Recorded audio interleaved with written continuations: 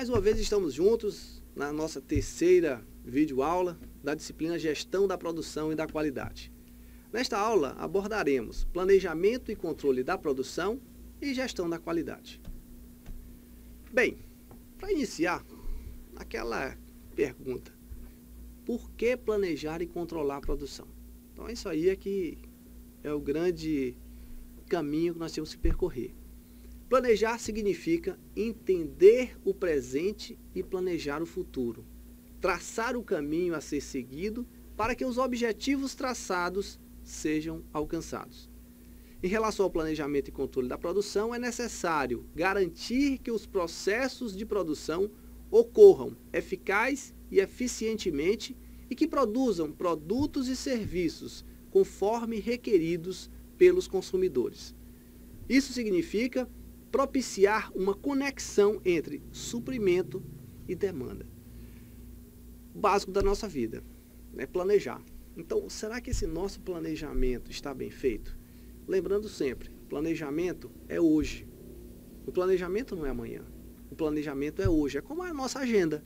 A agenda é preenchida hoje das atividades que serão realizadas nos dias posteriores. Então, o planejamento é agora. Será que nós estamos planejando a nossa vida, o nosso dia a dia? Vamos começar daí. Será que esse nosso planejamento está sendo realmente eficiente? Está sendo eficaz? Está sendo efetivo quando você consegue juntar os dois? Eficiente, a ênfase nos meios, eficaz, a ênfase nos resultados. O efetivo é quando você consegue produzir o resultado com os meios mais corretos. A previsão de demanda, então, ela deve ocorrer por quê? Porque eu tenho que investigar, peraí, quanto eu posso vender? Isso aí é interessante? Um determinado produto vai ter um volume de vendas considerável que pague o investimento em produção? Tudo isso tem que ser levado em consideração.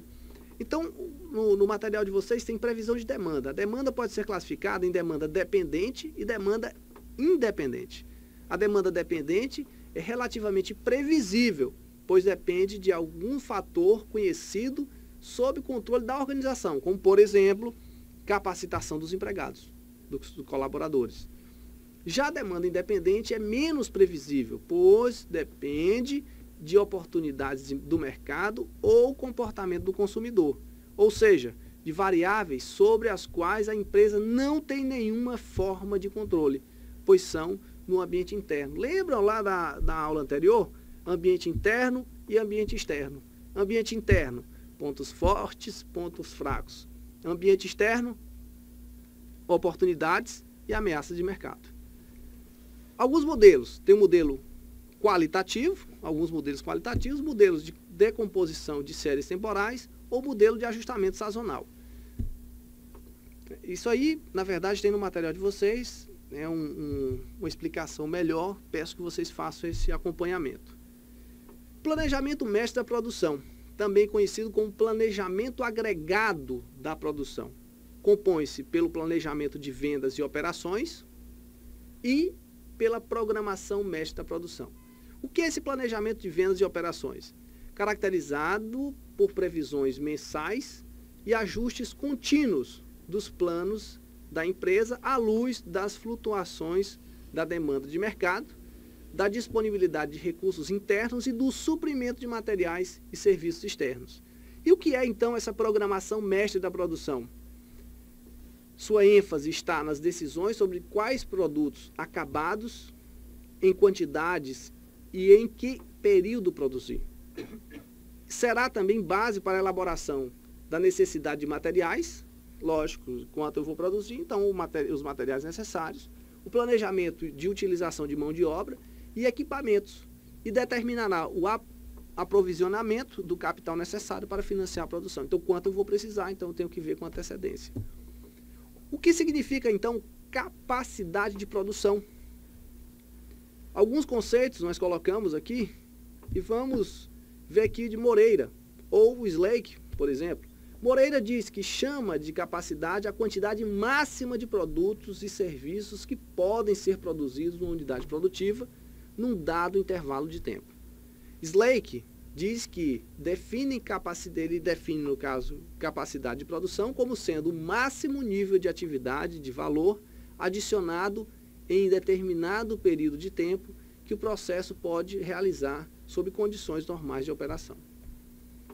Tipos de capacidades. Nós temos a capacidade instalada, que é a capacidade máxima que a unidade produtora pode produzir se trabalhar ininterruptamente, sem que seja considerada nenhuma perda. Então, se a máquina, por exemplo, a unidade de produção, conseguir produzir continuamente, sem nenhuma parada, não tem manutenção, ou então tudo dentro de uma programação, mas sem parada nenhuma quebra de máquina, nenhuma falta, nada. Perfeito, então seria a capacidade instalada, o máximo que se consegue produzir. Em outras palavras, é a produção que poderia ser obtida em unidade fabril, trabalhando 24 horas por dia, todos os dias da semana e todos os dias do mês. Então, o máximo que se poderia produzir. Mas nós temos a capacidade disponível ou de projeto. É a quantidade máxima que uma unidade produtiva pode produzir durante a jornada de trabalho disponível, sem levar em consideração qualquer tipo de perda. A capacidade disponível, via de regra, é considerada em função da jornada de trabalho que a empresa adota. Então, já estamos sair da capacidade instalada, que é a máxima, trabalhando 24 horas por dia, todos os dias da semana, durante todo o mês, para a capacidade disponível de um projeto. E aí vem para a capacidade efetiva ou carga. Nesse caso agora, nós temos a capacidade representando, essa capacidade efetiva ou de carga, representando a capacidade disponível, subtraindo-se as perdas planejadas desta capacidade. A capacidade efetiva não pode exceder a capacidade disponível, e isso seria o mesmo. Tá? Então, quer dizer, agora sim, dentro daquilo que é real, o que é que eu consigo produzir. Nós temos perdas? Com certeza. Nós temos paradas? Lógico que temos. Então, o máximo que eu posso produzir vai ser dentro dessa relação. E a capacidade, então, realizada? Capacidade realizada é obtida subtraindo as perdas não planejadas da capacidade efetiva, né?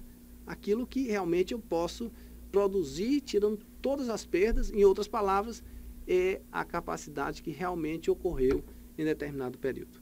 Então, não é aquilo que antes eu tinha planejado, mas é aquilo agora que eu tenho como efetivo. O que foi que eu realmente consegui? Tempo de preparação. Isso é muito comum, né? Porque quando você tem uma linha de montagem, às vezes você precisa trocar produto. Vai produzir, por exemplo, numa fábrica de polpas de frutas. Vai produzir polpa de fruta de acerola.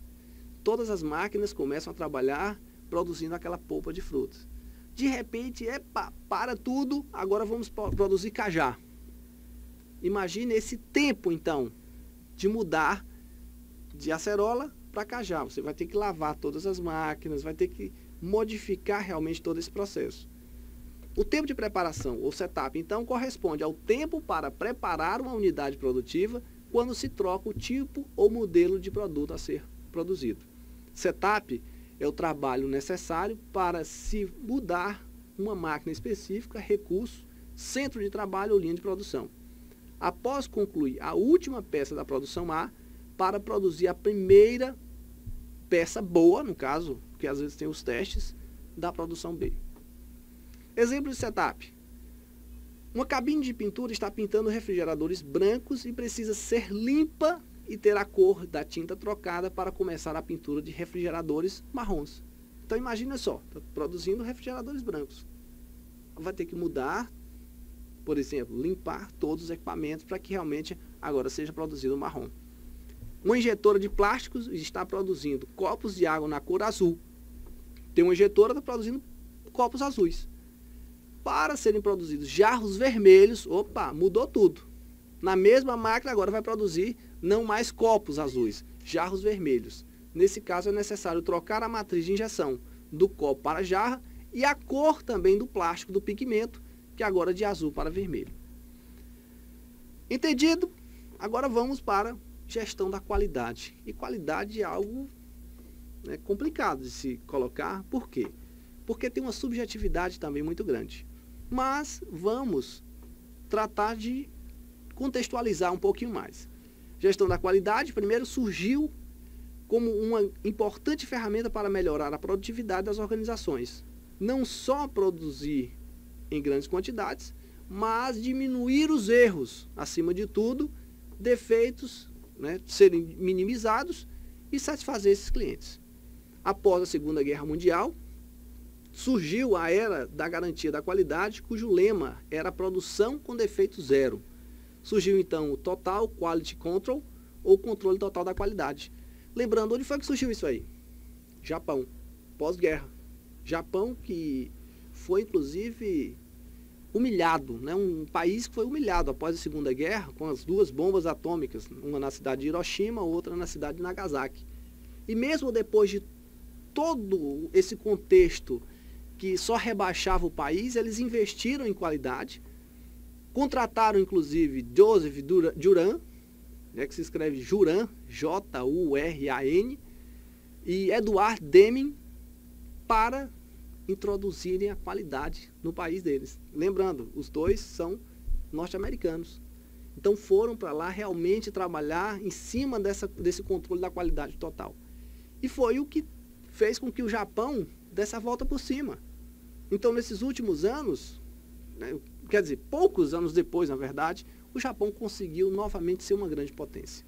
Tá? Então, esse investimento talvez seja até um conselho ou uma dica para a gente, para nós no Brasil. Definições de qualidade. Nós temos várias definições, mas nós temos um direcionamento, Gervin, 2002, que é citado no caso por Marshall Jr. A qualidade pode apresentar algumas definições.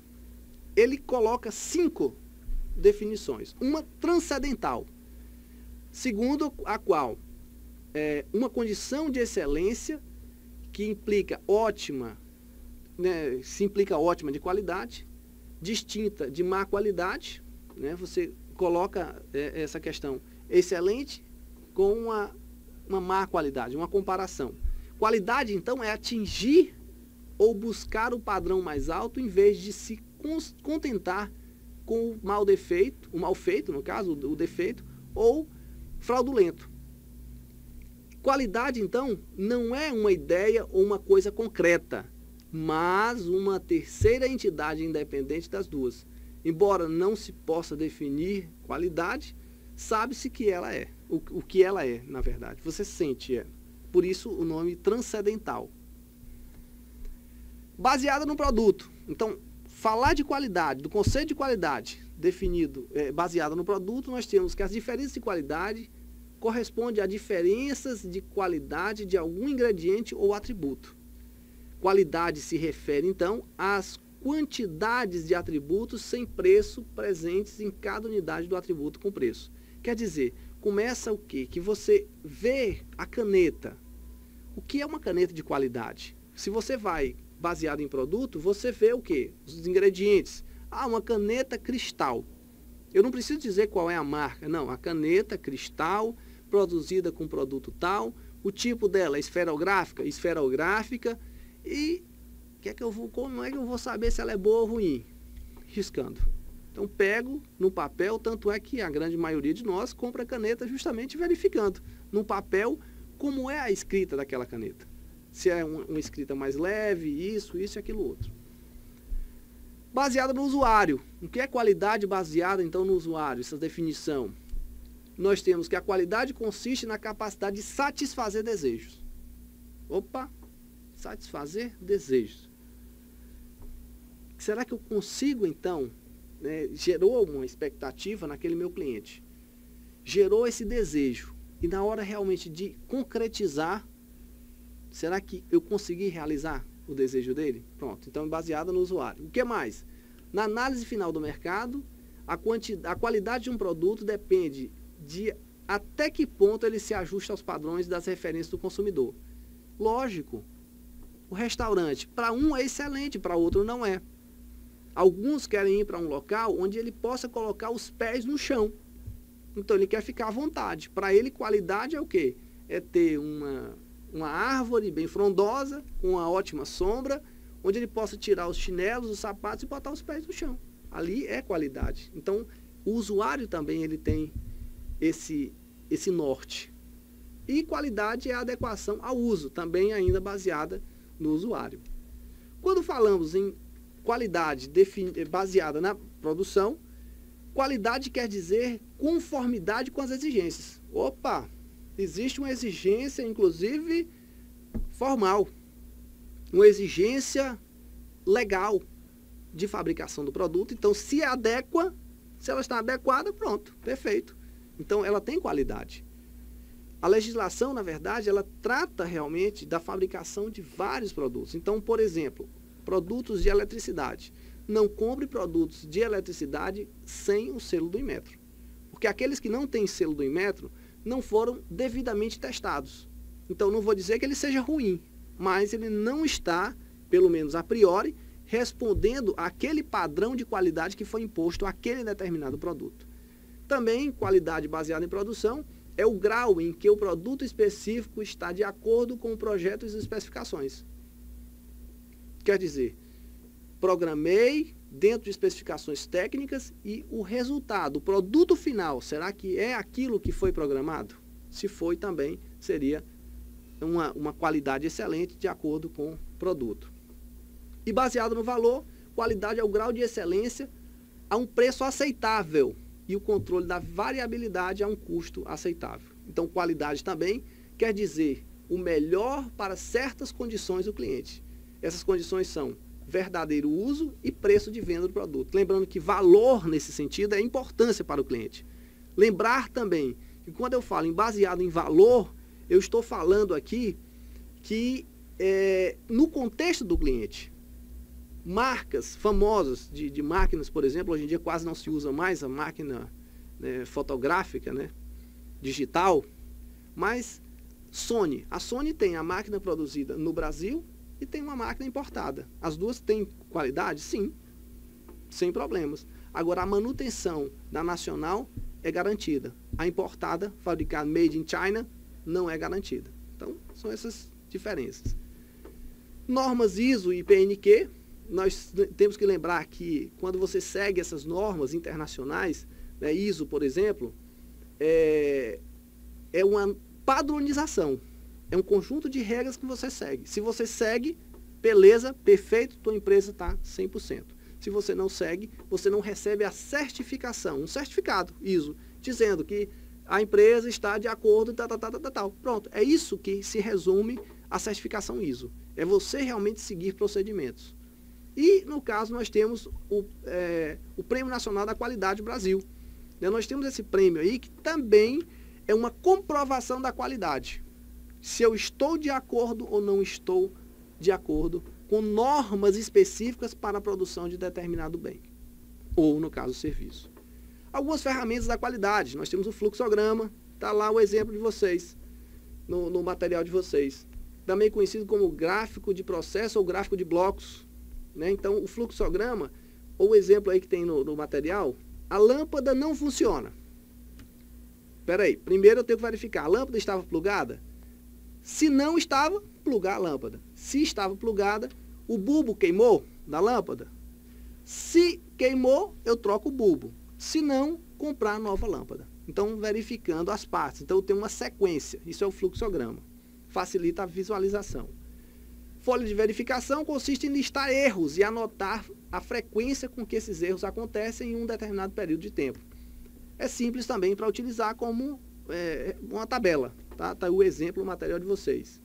O gráfico ou diagrama de Pareto, vocês vejam aí que existe também, são gráficos de barras baseado na regra 80-20 de Vilfredo Pareto. Por ele, fica mais simples visualizar os problemas que mais ocorrem ou que mais atrapalham os processos de uma organização. Tá? Então, nesse caso aí, vocês estão vendo até aí na imagem, que agora a questão é priorizar, evidenciar o problema principal. Isso aí foi uma imagem que peguei da internet. Tá? Então, você tem realmente alguns problemas que se repetem. Então, eu vou agir em cima deles prioritariamente, não deixar os outros de lado, lógico. Gráfico de Chicago ou diagrama de causa e efeito. Eu até botei também peguei na internet, a imagem que parece um peixe. Realmente é chamado de espinha de peixe também. consiste em avaliar a raiz dos problemas, ou seja, suas verdadeiras causas. Vocês estão vendo que aqui nós temos as causas na espinha do peixe e lá na cabeça do peixe tem um efeito ou o problema em si. O histograma serve para mostrar a frequência com que algo acontece, de preferência problemas, no caso, na produção.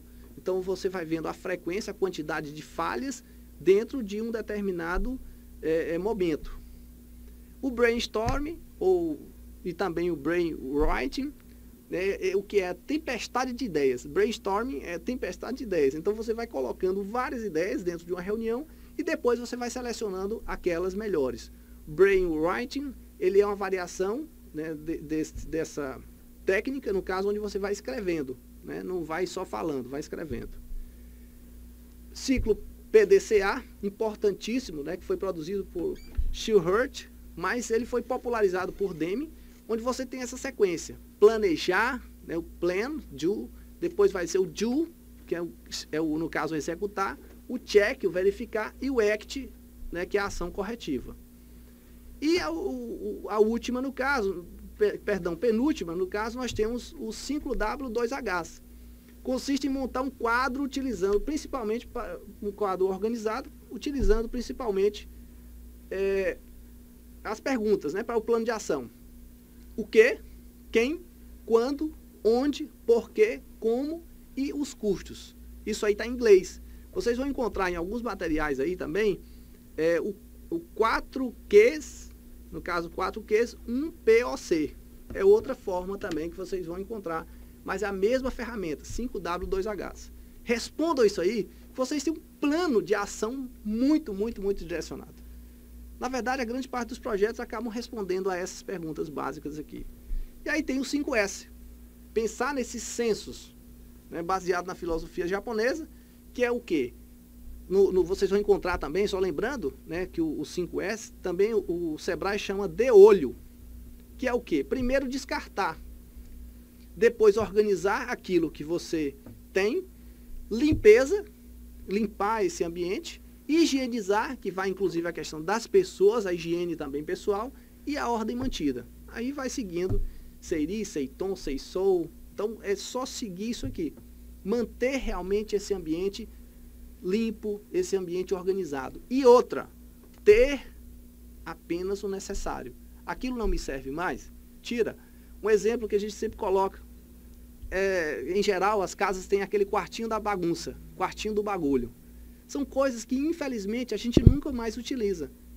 Então, eu tenho que ir tirando. Eu tenho que desapegar daquilo que não me serve.